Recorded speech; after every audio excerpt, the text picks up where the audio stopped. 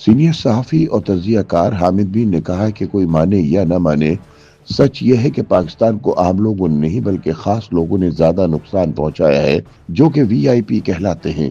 ان کے مطابق پاکستان کو اصل خطرہ باہر کے دشمنوں سے نہیں بلکہ انہی وی آئی پی لوگوں سے ہے جو اقتدار کے نشے میں مخمور ہو کر آئین تک توڑ دیتے ہیں۔ روزنامہ جنگ میں اپنی تحریر میں حامد میر کہتے ہیں کہ نواز شریف کی وزارت عظمیٰ کے دوران ان کے ساتھ پرنسپل سیکرٹری کے طور پر کام کرنے والے سعید میدی کی آپ بیتی کئی وی آئی پیز کے عروج و زوال کی کہانی ہے۔ جب انہوں نے سول بیوروکریٹ کے طور پر نوکری شروع کی تو ایک فوجی ڈکٹیٹر کی حکومت تھی۔ سعید میدی کے سامنے جناح کا بنایا پاکستان ٹوٹ گیا۔ سعید میدی نے پاکستان کو توڑنے میں وی آئی پی لوگوں کے کردار کو بہت قریب سے دیکھا، اسی لیے انہوں نے اپنی کتاب کا نام دی آئی وٹنس یعنی عینی شاہد رکھا۔ 1977 میں جنرل ضیاء الحق نے پاکستان میں تیسرا مارشل لا لگایا تو سعید میدی راولپنڈی کے ڈی سی تھے۔ انہیں حکم دیا گیا کہ جیل جاؤ اور گرفتار وزیر اعظم ذوالفقار علی بھٹو سے کہو کہ جنرل ضیاء کے نام معافی کی اپیل لکھے۔ سعید میدی نے حکم کی تعمیل کی اور جیل جا کر بڑے مودبانہ انداز میں ڈکٹیٹر کا پیغام ایک گرفتار وزیر اعظم تک پہنچایا۔ بھٹو نے جواب میں ڈی سی راولپنڈی کو پوچھا کہ کیا آپ میرا نام جانتے ہیں؟ سعید میدی نے بتایا آپ ذوالفقار علی بھٹو ہیں۔ گرفتار وزیر اعظم نے پوچھا آپ میرے باپ کا نام جانتے ہیں؟ سعید میدی نے جواب دیا جی آپ کے والد کا نام سر شاہنواز بھٹو ہے۔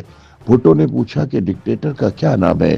ڈی سی راولپنڈی نے جواب دیا جنرل ضیاء الحق۔ گرفتار وزیر اعظم نے پوچھا اس کے باپ کا کیا نام ہے؟ سعید میدی نے جواب دیا سر مجھے معلوم نہیں۔ بھٹو نے کہا کہ وہ کسی نامعلوم مولوی کا بیٹا ہے۔ سر شاہنواز بھٹو کا بیٹا ذوالفقار علی بھٹو کسی نامعلوم مولوی کے بیٹے کے نام رحم کی اپیل لکھ کر اسے ذہنی سکون فراہم نہیں کرے گا۔ چند دن کے بعد اس گرفتار وزیر اعظم کو پھانسی پر لٹکا دیا گیا۔ حامد میر بتاتے ہیں کہ کئی سال بعد جس روز جنرل ضیاء الحق ایک جہاز کے حادثے میں جہنم رسید ہوا تو سعید میدی انہیں بطور کمشنر راولپنڈی کے طور پر الوداع کہنے والے آخری شخص تھے۔ جس روز جنرل مشرف نے پاکستان میں ایک اور منتخب حکومت کا تختہ الٹا تو سعید میدی وزیر اعظم کے سیکرٹری تھے۔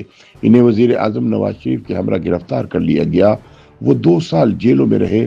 جس طرح وہ ایک ڈکٹیٹر کا پیغام لے کر گرفتار وزیر اعظم کے پاس گئے تھے، اب ایک اور ڈکٹیٹر انہیں گرفتار وزیر اعظم کے خلاف وعدہ معاف گواہ بنانے کے لیے اپنے پیام پر جیل میں بھیج رہا تھا۔ سعید میدی نے وعدہ معاف گواہ بننے سے انکار کر دیا۔ مشرف حکومت نے کوشش کی کہ یہ آدمی نواز شریف کے خلاف گواہی نہیں دیتا تو نیب کے پاس زیر تفتیش ایک پرانے مقدمے میں بے نظیر بھٹو اور آصف علی زرداری کے خلاف وعدہ معاف گواہ بن جائے، لیکن سعید میدی نے بے نظیر بھٹو اور زرداری کے خلاف گواہی دینے سے بھی انکار کر دیا۔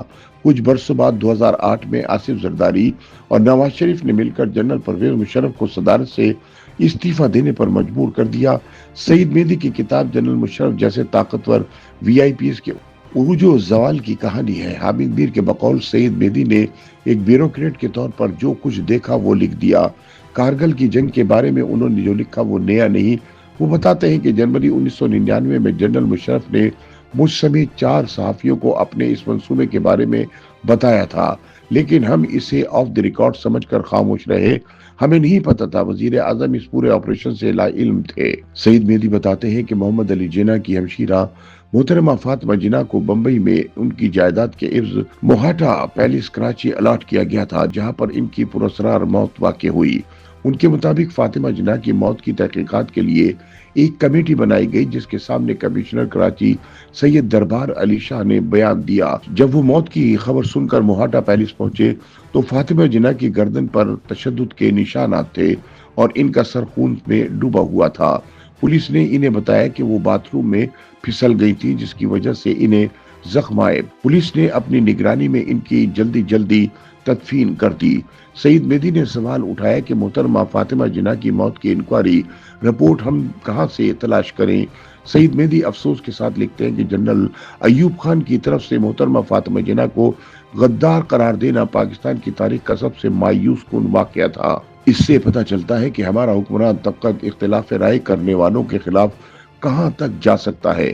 مادر ملت کا قصور صرف یہ تھا کہ انہوں نے جنرل ایوب خان کے خلاف صدارتی الیکشن میں حصہ لیا جس پر انہیں انڈین ایجنٹ قرار دیا گیا۔